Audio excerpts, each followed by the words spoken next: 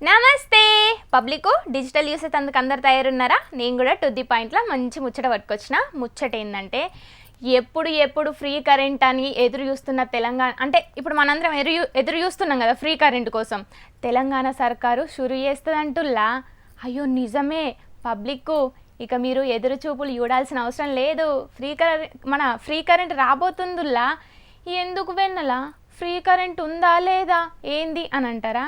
అయ్యో అసలు ముచ్చట ఏంటంటే ఆడికే వస్తున్నా, ముచ్చట చెప్పనీకే వస్తున్నా. ఫ్రీ గృహజ్యోతి పథకం షురు ఎత్తున్నారుల్లా సర్కారోళ్ళు. మార్చి 1 నుండి అమల్లోకి వస్తుంది అంటనుల్లా. అంటే సర్కారోళ్ళు అంటున్నారు. ఇంకేందిగా సర్కారు చెప్పినట్టుగానే మంచిగా 200 యూనిట్లు కట్ అవుతుంది. కట్ అయ్యేదాకా 200 యూనిట్లు కట్ అవుతుంది. మంచిగా ఎంత మంచి వార్త.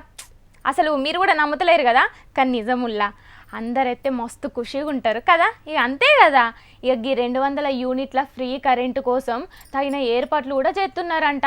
తొలి విడతలోనే ఇక 34 లక్షల మంది గృహాలకు మార్గదర్శకాలను అనుసరించే ఏర్పాట్లు కూడా చేస్తున్నారంట.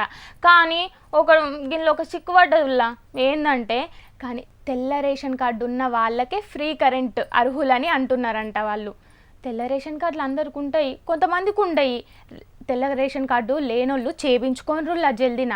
కానీ ఫ్రీ కరెంటు ముచ్చటైతే అంత మంచిగానే ఉన్నది. కానీ ఇంకా దీనిపైన ప్రభుత్వం నుంచి స్పష్టత రావాల్సి ఉందంట.